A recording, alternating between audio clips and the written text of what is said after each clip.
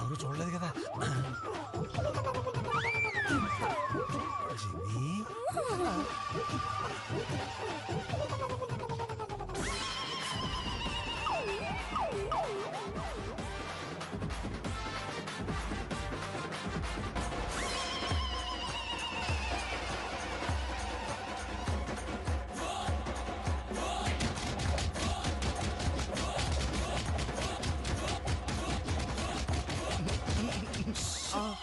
Sound రాకూడదు. రహస్యంగా వస్తావా?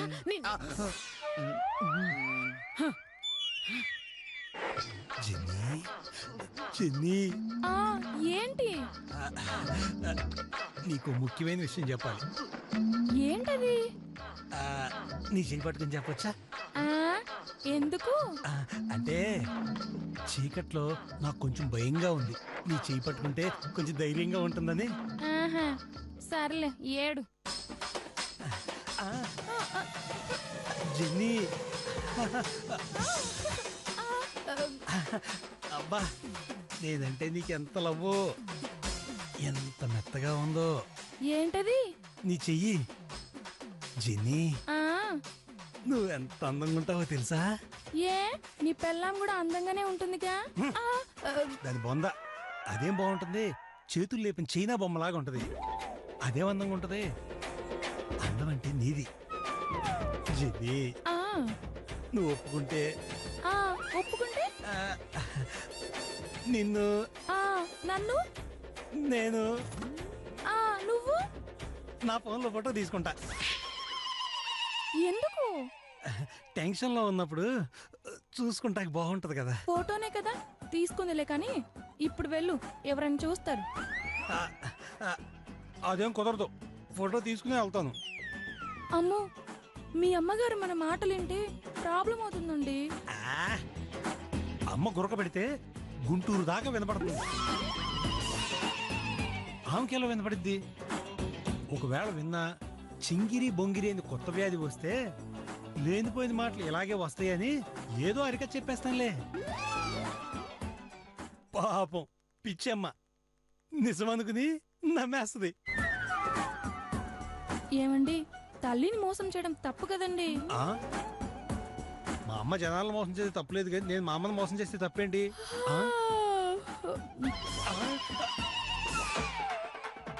మీరేంటి నా గదిలోకి వచ్చారు? మీరెవరు? జన్నీని. మరి వీరెవరు? నీ సోదరునిరా. నువ్వు పరుస్తావేంటి? నువ్వు పరుస్తావేంటి? మరి ఎవరు అరవాలి?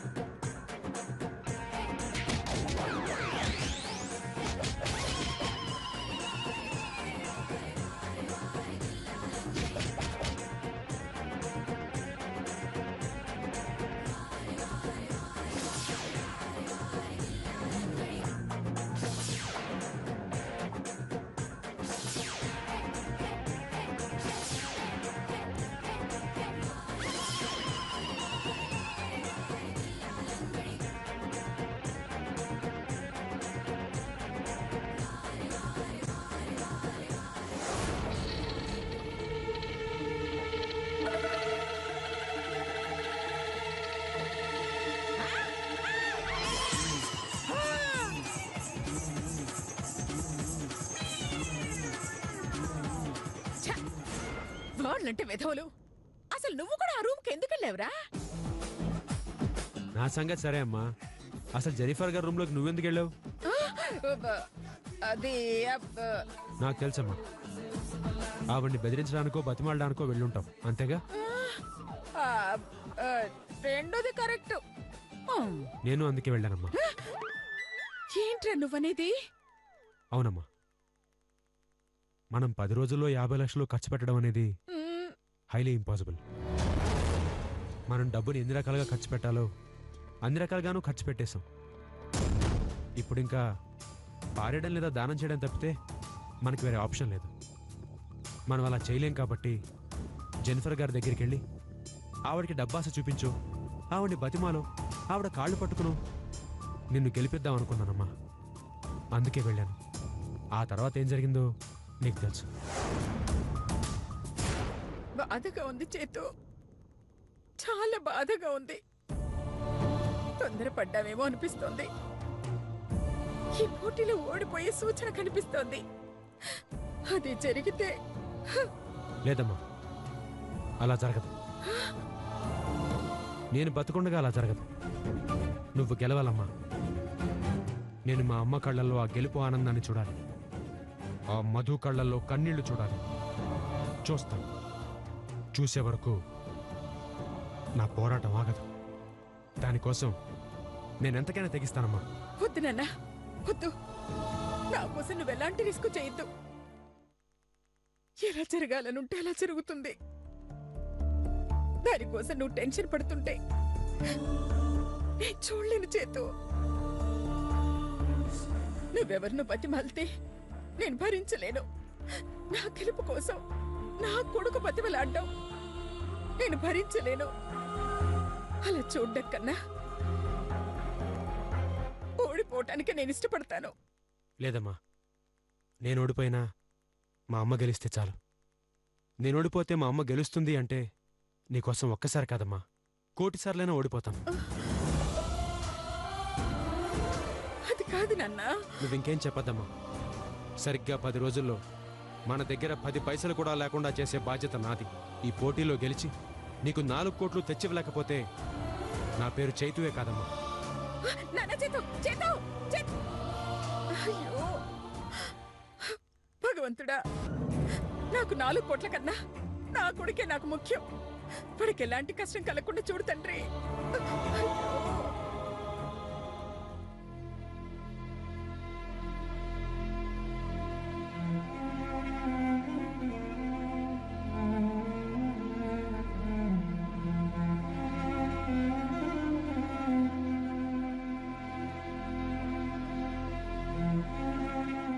నా చివరి కోరిక తీరిస్తే తృప్తిగా వెళ్ళిపోతాను. చెప్పమ్మా, మన ఇంటికి తీసుకెళ్తావా?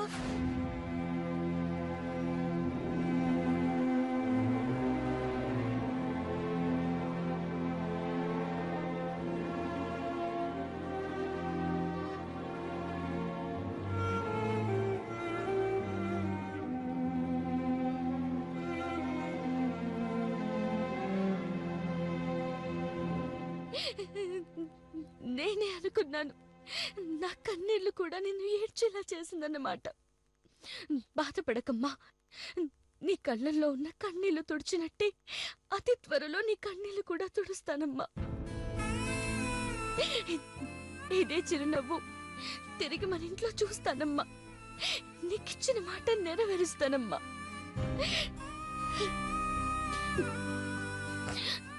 చూడండి, నేను కూడా ఏడవడం లేదండి. ఇక నుంచి ఏడవనండి. ఆ అనసూయకి తగిన బుద్ధి చెప్తానండి. మళ్ళీ మన జోలికి రాకుండా చూస్తానండి. ఇది నిజం అండి, నన్ను నమ్మండి.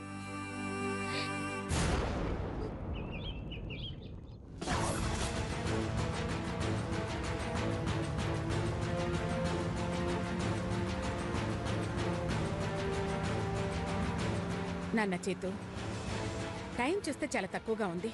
ఇంకా మనం ఖర్చు పెట్టాల్సిన డబ్బేమో 50 లక్షలుంది. రోజుకు 5 లక్షల లెక్కన ఖర్చు పెట్టినా గానీ 10 రోజుల్లో ఖర్చు అవ్వదు. అవునమ్మా, నేను కూడా ఆ డబ్బు ఎలా ఖర్చు పెట్టాలని ఆలోచిస్తున్నానమ్మా. అయ్యో, ఇలా ఆలోచిస్తూ కూర్చుంటే ఉన్న 10 రోజులు అయిపోతుంది. 50 లక్షలు మిగిలిపోతాయి. ఆ తర్వాత 4 కోట్లతో పాటు మధుమతి ఇల్లు కూడా పోతుంది. లేదమ్మా, ఎట్టి పరిస్థితుల్లోనూ మనం ఈ పోటీలో గెలుస్తాం. ఆ నమ్మకంతోటే ఈ ఊబిలోకి దిగాం. చూస్తే ఆస్తి మొత్తం పోయేటట్టుంది. అందుకే ఈ లాటరీలు పోటీలు మనకొద్దురా అని చెప్పాను. నువ్వేమో ఏమి కాదు అని దేనిలో దించావు. అదేంటమ్మా, ఆ రోజు నువ్వు ఇష్టపడే అగ్రిమెంట్లో సంతకం చేసావు కదా. ఆ చేస్తే నువ్వు చెప్పొచ్చు కదా, అమ్మా మనం పిసినారు బ్యాచ్, మనం దాచుకోవడానికి తప్ప ఖర్చు పెట్టడానికి పనికిరాము అని. అప్పటికి ఆ మధుమతి నెత్తి నోరు మొత్తుకుని చెప్తూనే ఉంది. వింటేగా పొగరు పొగరు, నా కొడుకు ఎద్దదో చేసేస్తాడని బల్లుపు. ఆస్తులు పోగొట్టుకునే దాకా తీసుకొచ్చింది. అంటే జరిగిందని అంతటికి నేనే కారణం అంటావా? ఆ? ఆ, ఆ, అంతా కాకపోయినా కొంతవరకైనా నువ్వే కారణం కదరా. ఏమా, ఈ మాట నిజంగానే అంటున్నావా? ఇందులో అబద్ధమే ఉంది చేతు. ఆ లాటరీ గురించి కనుక్కుంది, ఆ మధుమతిని ఒప్పించింది, అగ్రిమెంట్ చేయించింది నువ్వే కదా. ఇదంతా నిజమే కదరా.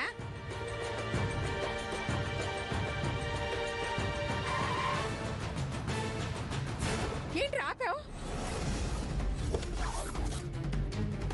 చేతు, నాన్న చేతు, ఒరేయ్ చేతు, ఒరే చేతు ఆగలా, చేతు చేతు, నాన్న చేతు, రే చేతు, రే, అయ్యో నాన్న, అయ్యో చేతు, రే,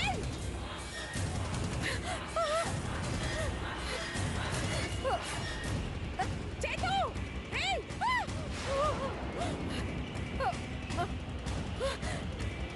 ఒరే చేతు, ఆగలా.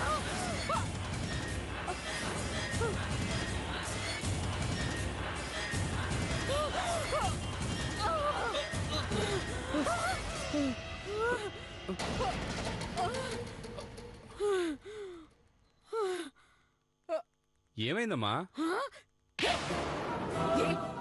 ఏంట్రా ఈ పిచ్చి పని? చస్తే సమస్యలని తీరిపోతాయా? నీ చావుతో పరిష్కారం దొరుకుతుందా? ఏదో చిరాకులన్నీ మాటలంటే ఇలా పట్టించుకుంటావా? నీకేమన్నా అయితే ఈ అమ్మ తట్టుకుంటుందా? నువ్వు లేకుండా నేను బతుకుతానా? అమ్మా, ఏం మాట్లాడుతున్నావమ్మా? నేను చావడం ఏంటి? అసలు ఎందుకు చేస్తాను? మరి మరి సడన్ గా కారు ఎందుకు దిగావు? ఓహో, అదా నీ కంగారు. చెప్తా, ఇదిగో అటు చూడు.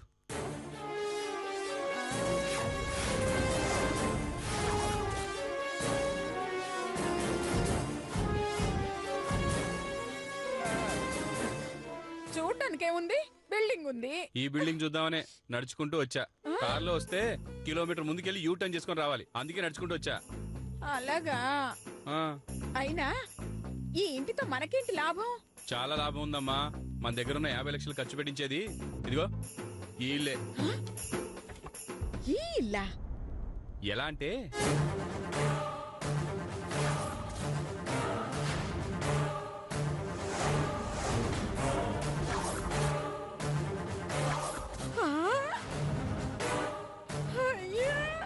ఆ విధంగా కేవలం 2 రోజుల్లో డబ్బు మొత్తం ఫినిష్ అయిపోతుందమ్మా. అయ్యో సూపర్ కన్నా. ఇప్పుడే ఇంటి ఓనర్కి ఫోన్ చేసి రమ్మని చెప్పు. అలాగే ఆ బన్నీ పర్కు ఫోన్ చేసి అగ్రిమెంట్ ను ఆ మధుమతిని తీసుకొని రమ్మను. అయ్యో అన్ని పనులు ఒకేసారి అయిపోతాయి. ఇప్పుడే పిలుస్తానమ్మా. ఆ, హలో జెనిఫర్ గారు.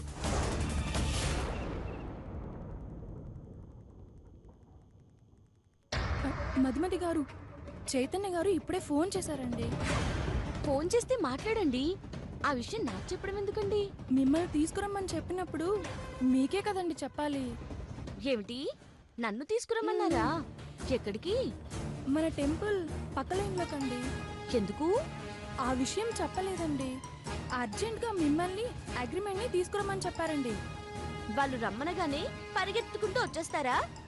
నేను రానని చెప్పండి. Madam madam madam, please madam. ఏంటి? మీరు రాకపోతే మళ్ళీ నన్ను పంపిస్తారండి. పైగా మీరు వస్తే వాళ్ళు ఏం చేస్తున్నారో, ఏం చేయబోతున్నారో అన్నీ తెలుసుకోవచ్చు. అగ్రిమెంట్ కూడా తెమ్మన్నారంటే ఏదో డబ్బులు ఖర్చు పెట్టే పనే ఉంటుంది. వాళ్ళ ప్లాన్ ఏంటో తెలియాలంటే నేను వెళ్ళాల్సిందే. సరే పద.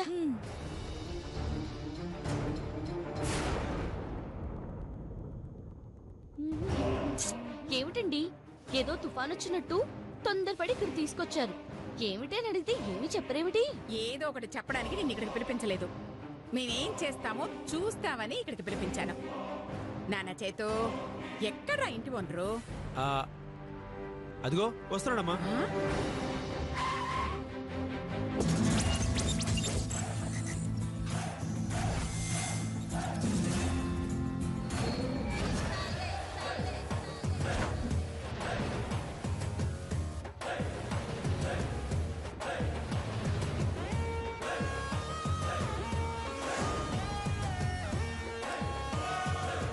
నమస్కారం, ఒక్క నిమిషం.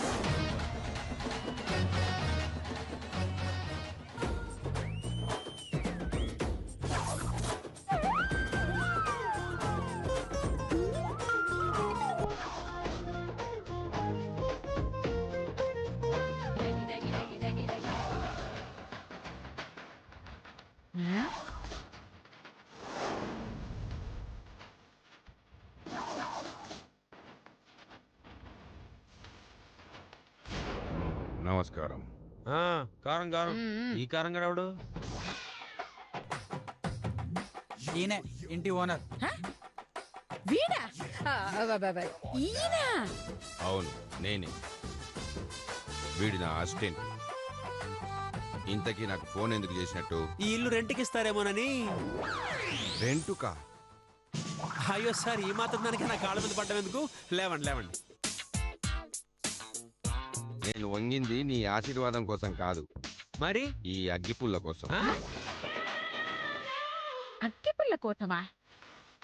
వాడేసిన అగ్గిపుల్ల ఎందుకు పనికొస్తుందండి? ఎందుకు పనికొస్తుందా? మరి పొదుపు తెలియని మనుషుల్లా ఉన్నారే. మరి కరెక్టేనండి, వీళ్ళకి అస్సలు పొదుపు తెలియదండి.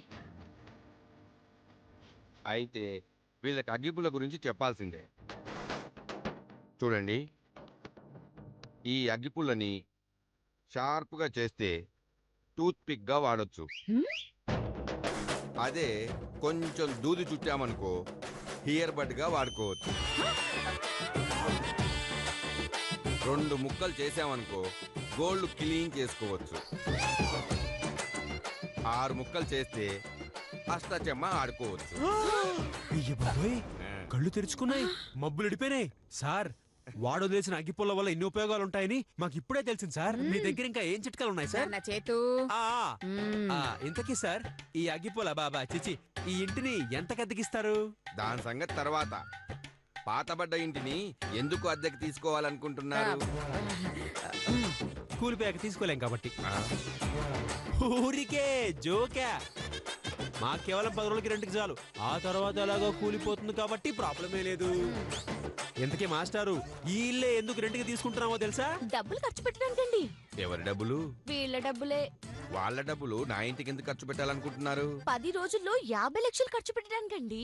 ఆ, 10 రోజుల్లో 50 లక్షలే. సార్ సార్, ఏమైంది సార్? సార్, మీరేం కంగారు పడకండి. నెలకి 50 రూపాయలు కూడా ఖర్చు పెట్టలేని ఈ ముఖానికి 50 లక్షలు అనేసరికి షాక్ అయి పడిపోయాడు. ఒక్క నిమిషం ఆగండి.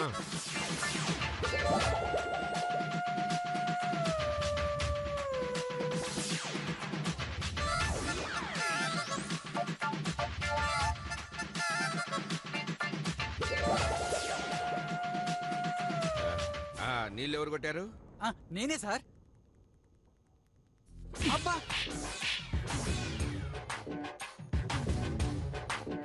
మూతే నీళ్లు వేస్ట్ చేస్తావరా?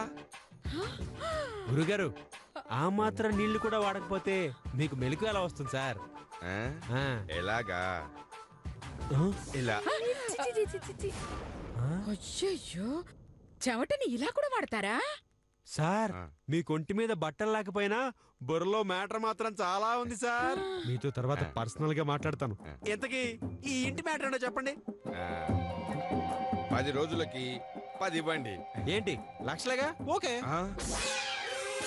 10 లక్షలే. ఆ, మళ్ళీ పడిపోయాడు సార్. ఆగండి. న్యహ.